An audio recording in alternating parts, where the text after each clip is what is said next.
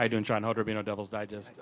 I know that you said after the game that you thought quarterback Emory Jones did play well in that game against Stanford. After reviewing the game film, what are your thoughts right now on the quarterback situation going into the Colorado road game? There's some good things that he did. There's some decision making that was questionable, I thought. There was some inconsistency, I thought, in the second half a little bit. Overall, I thought he did okay. Going forward, and you'll see it out there too, it's an open competition, a true open competition for both of those guys. And again, I'm still, will say this, is I'm going to pick the best guy that will get us that win. Do I think we should have won that game? Absolutely. Absolutely think and kind of still in the jar about it, but I got to get over it and move forward. And the kids, the good thing about it is I know that the kids care because it was tough for them after the game, and it was tough for them yesterday. But we're going to move on, and I'm going to move on. But going back to the quarterback, it is a true competition this next 3 days, and we'll see how that plays. There is no true starter right now.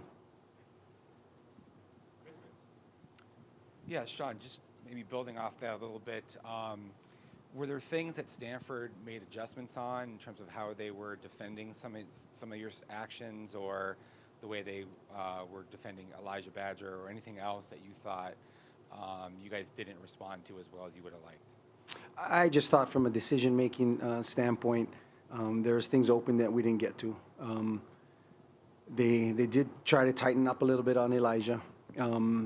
They brought a little bit more pressure just with their interior guys a little bit. But overall, they didn't change schematically. And so we should have been able to take advantage of that, and not scoring in the second half is absolutely unacceptable. So. And would you mind sharing any sort of your perspective that you had in your conversations with Glenn after that game about kind of your thoughts about the offensive performance? Yeah, I always sit down with the coordinators, get their thoughts. Wanted to kind of go series by series what they were looking at and how they would go and attack it. And this is probably going to be a question that is brought up. I will definitely be very, very, very involved with the offense going forward in regards to play calling and everything else. When it comes to the open quarterback, Luke Lynn with Trouble Sports, by the way. When it comes to the open quarterback position competition, what exactly will you be looking for these next few days to hopefully make that decision? A few things. Number one, the execution part of it, the confidence part of it. I want to see how the team reacts to it. How do we go about from a series on converting on our situational practices? But just the overall moxie of the quarterback in the field. The good thing about it is the kids trust both of them. Now, who's going to be confident to win the job? I mean, so we're going to go about this Tuesday, Wednesday, and Thursday, and Friday. I might not name a starter until I figure it out Friday who's the guy that I'm comfortable with going. But with that choice being made, that person, I'm going to have full confidence that they're going to win the football game. And that's exactly what I'm asking the kids. We're going to move forward and win the football game. Have you noticed maybe a lack of confidence in Emory in the last few games? I haven't noticed a lack of confidence. He came off that concussion. But that first half, I thought he did really, really well. But going back, there's always that Monday armchair quarterback, and I'm one too. And I look back at film and what could have been, But I'm confident that going forward, that I'll put the right guy in place, and that might be Emory, that might be Trent. Sean, you have the stacking days mantra. And you had momentum, right? Things were kind of building, progressing.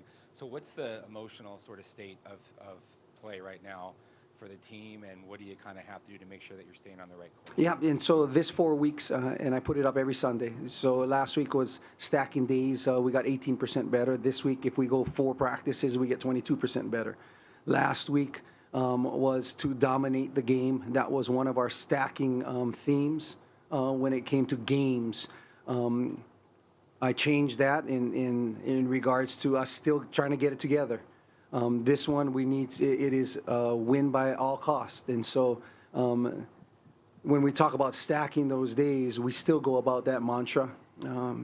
When I speak with the team, and they understand it, so they understand that come tomorrow we're going to go back at it and flush everything else away.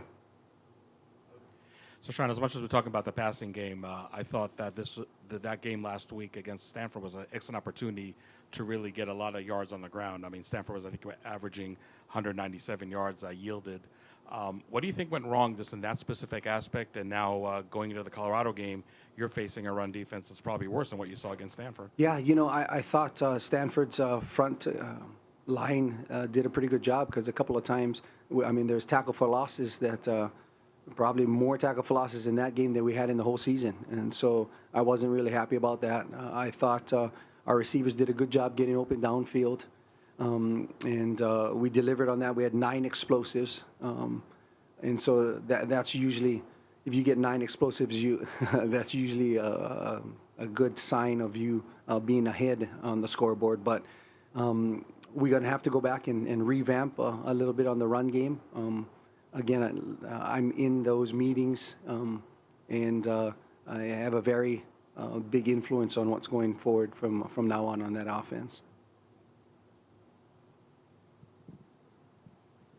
Sean, you had your defensive backs got their hands on a lot of balls in that game, and Donnie got more aggressive kind of as the game unfolded. So does that give you confidence in that sort of strategy, especially when Stanford really didn't move the ball successfully in plus territory?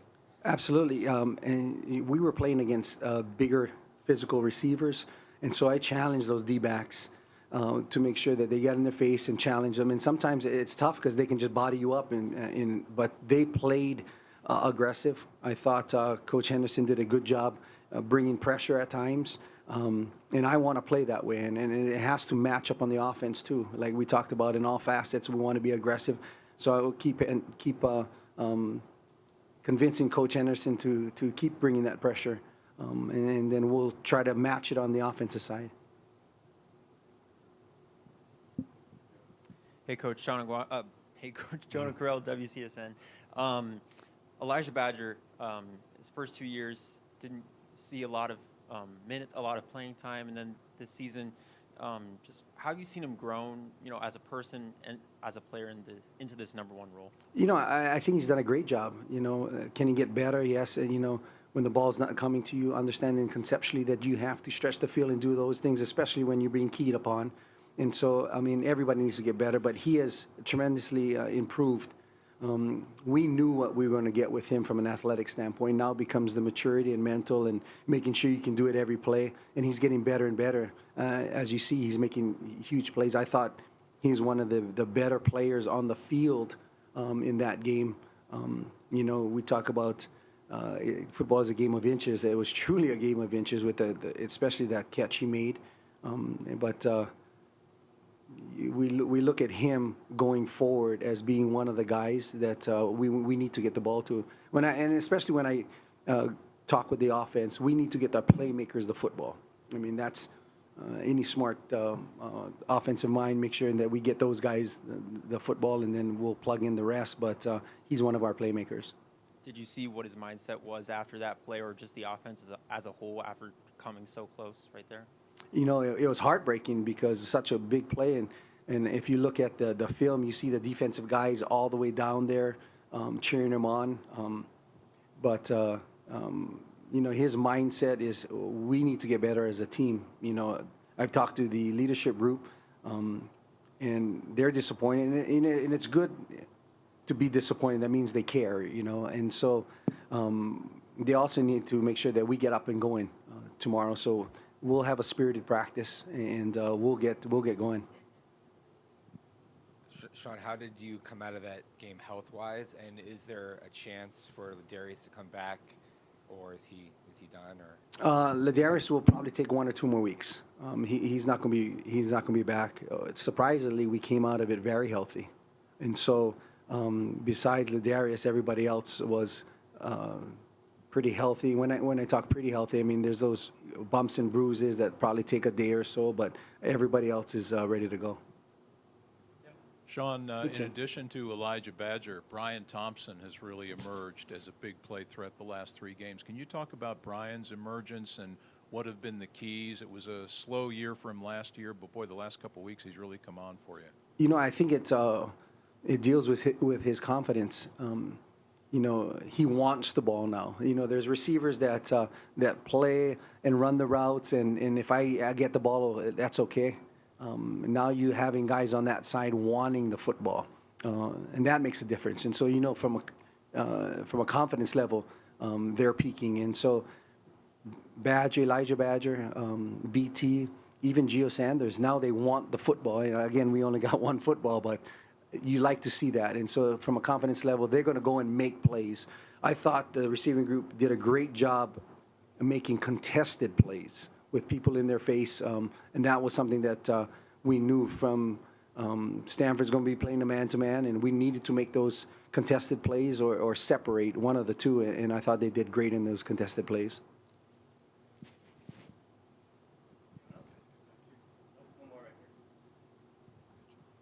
Yeah, Coach. Just the ability to finish games. You know, you were ahead for a majority of that game. What goes into just finishing those plays, finishing just the game as a whole? Yeah, you know, it's the focus and want to. I mean, that's the big part. You know, we talked about our kids making sure that they play to the last whistle, and they did play to the last whistle because it was truly to the last whistle. But we need to make sure that we focus and make those plays when they need to. And from a coaching staff, make the right calls when we need to too. I mean, it's a whole gamut of things. But to finish, you need to make sure you focus throughout those 4 quarters and give as much effort as you can to finish those games. And that has been one of the themes that we talked about in finishing drills, finishing practices, finishing catches, doing all of those things. But to me, it's a mindset more than anything. Hey, John.